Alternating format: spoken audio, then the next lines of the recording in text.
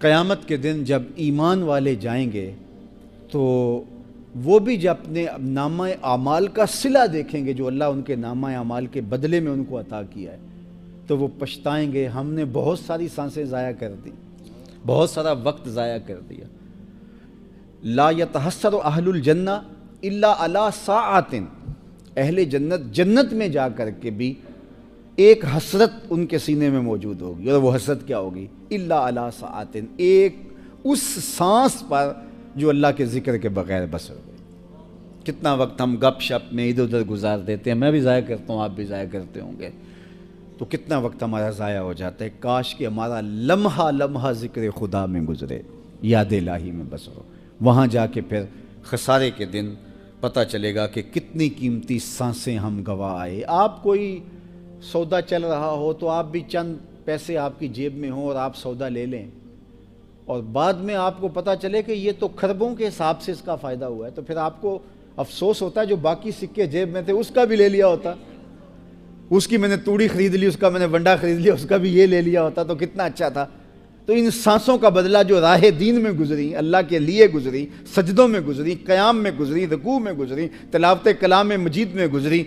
اور میں کہتا ہوں قرآن کو سمجھنے اور سمجھانے میں گزری،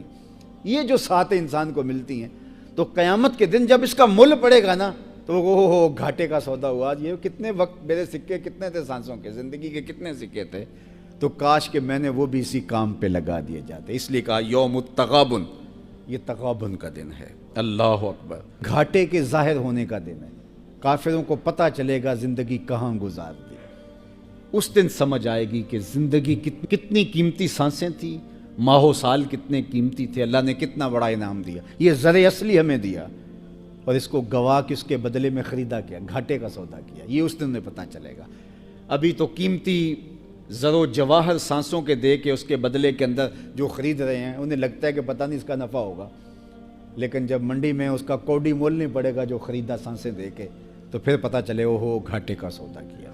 تو یہ یوم التغابن ہے کفار کے لیے۔ اس کو تغابن کیوں کہا؟ یہ غبن سے نکلا ہے۔ غبن کیا ہوتا ہے کہ مال کے اندر گھاٹا پڑ جائے، خسارہ ہو جائے، تو اس کو غبن کہتے ہیں۔ یہ بات ذہن میں رکھیے گا، دیانت کے ساتھ حلال رزق کمانا حلال طریقے سے، یہ عین دین ہے، لیکن اس کے لیے 3 نیتوں کا استحضار یہ لازمی ہے۔ سب سے پہلی نیت جس کا استحضار ضروری ہے وہ کیا ہے؟ اپنے آپ کو سوال کی ذلت سے بچانے کے لیے کاروبار کیا جاتا ہے، رزق کمایا جاتا ہے کہ میں ضرورتیں رکھتا ہوں، مجھے 3 وقت کا کھانا بھی چاہیے، مجھے لباس بھی چاہیے، سر چھپانے کے لیے گھر بھی چاہیے، میری ضروریات ہیں۔ تو ظاہر ہے کہ اگر میں خود نہیں کماؤں گا تو یہ ضروریات پوری تو بہرحال ہونی ہیں، تو یہ کسی اور سے مجھے کرنی پڑیں گی، تو مجھے اس کے سامنے ہاتھ پھیلانا پڑے گا۔ تو اپنے آپ کو سوال کی ذلت سے بچانے کے لیے انسان کاروبار کرتا ہے، مزدوری کرتا ہے، ملازمت کرتا ہے۔ دوسری نیت، اپنے زیر کفالت لوگوں کی ضروریات کی تکمیل، بچے ہیں، بیوی ہے، اگر بہن بھائی ان کا کفیل ہے، بوڑھے ماں باپ ہیں ان کا کفیل ہے، تو ان کی کفالت چونکہ اس کے ذمے ہے، وہ بچے ابھی پڑھ رہے ہیں، ابھی بالغ نہیں ہوئے، ابھی بڑے نہیں ہوئے، تو ان کی ضروریات کو پورا کرنے کے لیے، تاکہ ان کو اچھے طریقے سے میں آسودہ زندگی کے ماحول فراہم کر سکوں، اور یہ جس قدر زیادہ اس کے پاس اللہ نے دولت دی ہے اس حساب سے اپنی اولاد کو آسودہ رکھے۔ یجب علی صاحب المال ان یوسع علی عیالہ، صاحب مال پر لازم اور واجب ہے کہ وہ اپنی اولاد پر وسعت کرے۔ ایسا نہیں ہے کہ اس کی اولاد بیچاری زندگی کی سہولیات کے لیے ترس رہی ہو اور اس کے پاس پیسے کے انبار لگے ہو۔ تو یہ دوسرا مقصد ہے کہ زیر کفالت لوگوں کی، وہ بیوی ہے، بچے ہیں، بوڑھے ماں باپ ہیں یا بہن بھائی ہیں، تو ان کی کفالت اس کے ذمے ہے، تو اس لیے کمایا جاتا ہے کہ ان کی ہر طرح کی ضروریات کو جو جائز ہیں میں ان کو پورا کروں۔ یہ 2 نیتیں ہو گئی۔ تیسری نیت، اللہ مجھے میری ضرورت سے زیادہ، میرے بچوں کی ضرورت سے زیادہ اگر عطا فرمائے تو میں معاشرے کے ان لوگوں کی مدد کروں گا جو کسی وجہ سے کمانے کی اہلیت نہیں رکھتے، اپاہج ہیں، کمزور ہیں، کثیر العیال ہیں، بیمار ہیں، بے وگان ہیں، تو ان کے لیے میں کما رہا ہوں، ورنہ میری ضرورت تو اتنے سے پوری ہو جاتی ہے۔ تو یہ کاروبار کو بڑھا کیوں رہا ہوں؟ اس لیے ایک تو کاروبار کو بڑھا رہا ہوں کہ بہت سارے لوگوں کو روزگار ملے گا، ان کے گھر کا چولہا جلے گا، اور ایک جو اس سے مجھے حاصل ہوگا اس سے میں معاشرے کے ان لوگوں کی مدد کروں گا جو کسی وجہ سے کمزور ہیں اور وہ اپنے اخراجات کو پورا نہیں کر پا رہے، تو اس میں سب سے پہلے اس کے اپنے بہن بھائی آئیں گے، رشتہ دار آئیں گے،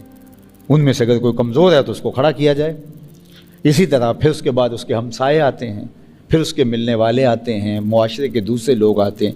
جتنا اس کے کاروبار کا حجم زیادہ ہے، اس کی ذمہ داریاں اس سے زیادہ بڑھ جاتی ہیں۔ تو یہ تیسرا مقصد ہے رزق کے کمانے۔ اگر ان تین نیتوں کے استحضار کے ساتھ کوئی شخص رزق حلال کماتا ہے تو اس کا سراسر یہ رزق کمانا دین کہلاتا ہے۔ اور اگر نیت چوتھی شامل ہو گئی کہ میں معاشرے میں نمایاں ہو جاؤں گا اور اپنے رشتہ داروں میں تفاخر کر سکوں گا کہ دیکھو میرا گھر تمہارے گھر سے بڑا ہے، میری گاڑی تم سے زیادہ مہنگی ہے، تو پھر یہ چیز وبال بننا شروع ہو جاتی ہے، اگرچہ رزق حلال ہی کیوں نہ ہو۔ تو صرف تین نیتیں جن کا استحضار، میں سوال سے بچوں، زیر کفالت لوگوں کی ضرورت کو پورا کروں، اور اگر ان دو سے زیادہ میرے پاس ہو تو معاشرے کے کچھ لوگوں کی جتنی مجھ سے ہو سکے میں مدد کروں۔ یہ ہمارا دین ہمیں سکھاتا ہے۔ پھر جب وہ کاروبار کر رہا ہوتا ہے، اپنے آپ کو کھپا رہا ہوتا ہے، وہ دفتر میں بیٹھ کے اپنے آپ کو کھپا رہا ہے،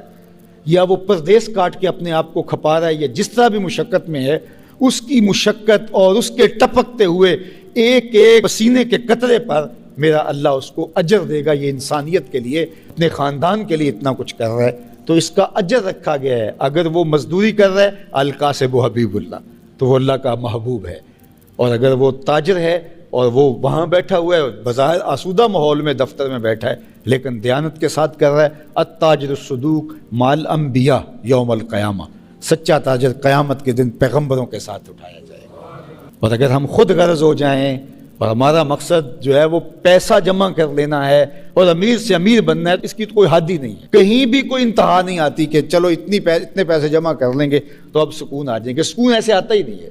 سکون ایسے آتا ہے جب آپ نے رشتہ داروں کو، عزیزوں کو، اچھا ان میں ایسے بھی ہیں جو الٹا آپ کو لگتا ہے کہ یہ ہے ابھی میرے ساری زندگی مخالفت کرتے ہیں، تو میں نے ان کو نواز دیا، یہ میرے برابر آ گئے، یہ پھر بھی مخالفت کریں گے، کرتے رہے۔ تمہیں حکم ہے سل من قطع کا وات من حرم کا۔